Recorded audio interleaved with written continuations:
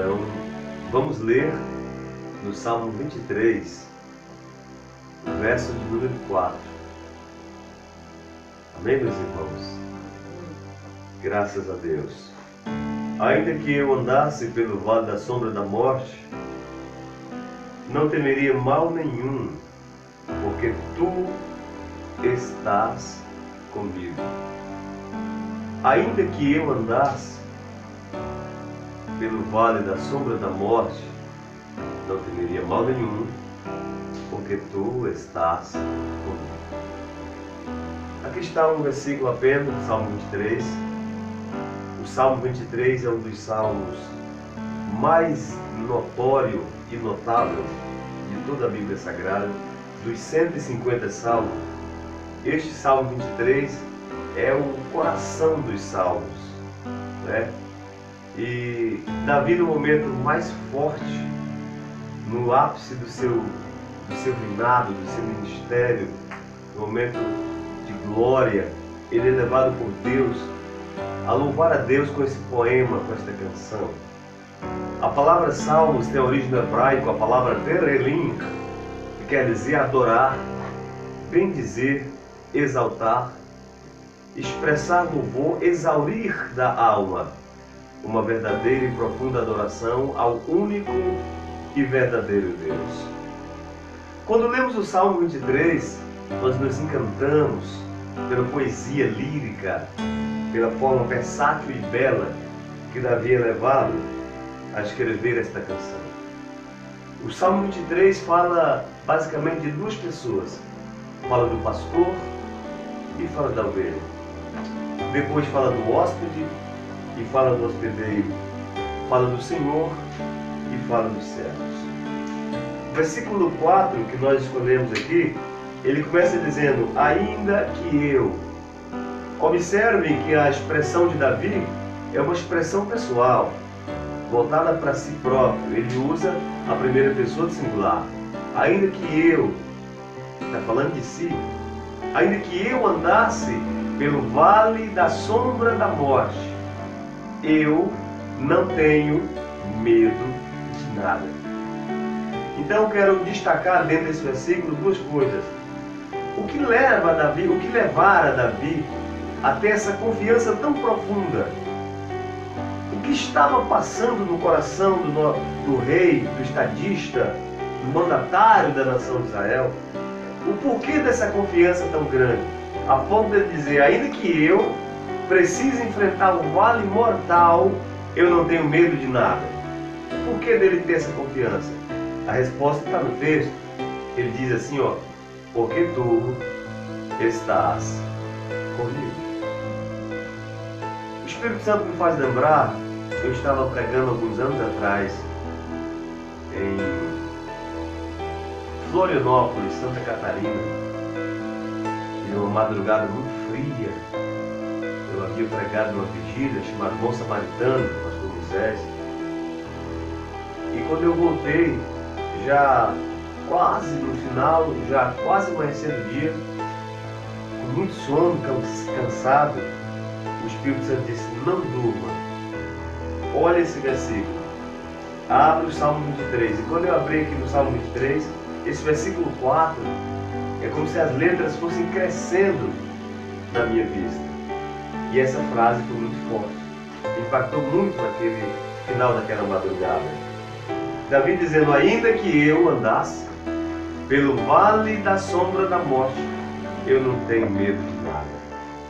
Então vejam, queridos, você que está nos assistindo através dessa live, aonde a nossa voz possa chegar, aonde esse sistema possa chegar, você internauta em Goiás, nós estamos agora em Goiânia, em Goiás, mas aonde essa live pode chegar, onde você ouvir essa mensagem, no Goiás, no Brasil, na América, na Europa, nos confins da terra, eu quero chamar a sua atenção para três coisas.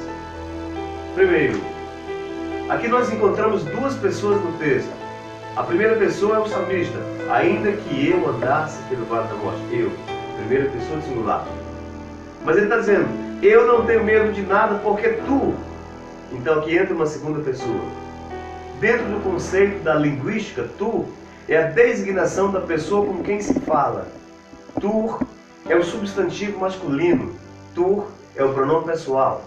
Porém, quando Davi diz tu, ele não está em mente, ele tem em mente mais do que uma designação linguística. Ele tem em mente mais do que um pronome.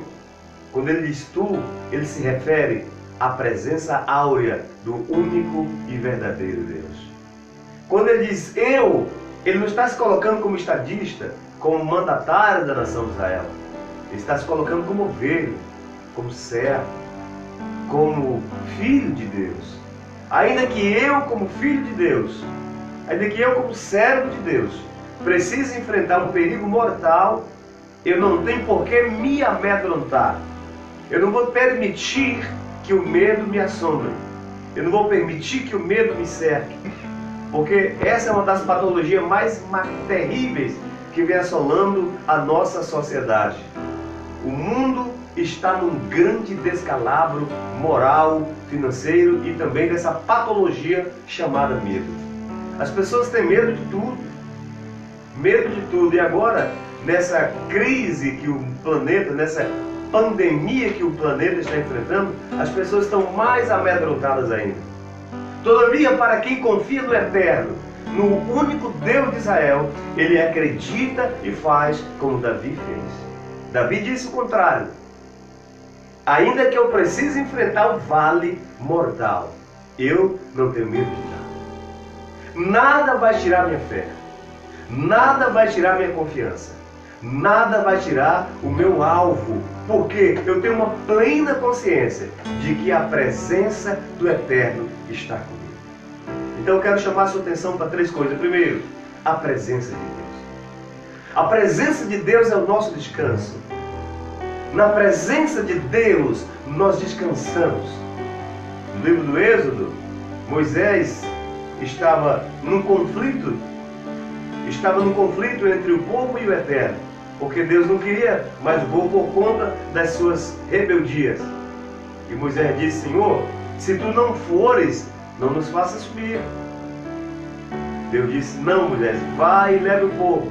Moisés disse: eu não vou, Senhor. Se tu não fores, não nos faça subir. Se a tua presença não estiver conosco, nós não levantaremos o pé.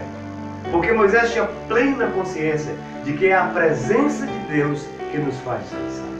Aí Deus disse: então vá, Moisés, e irá a minha presença contigo para te fazer descansar.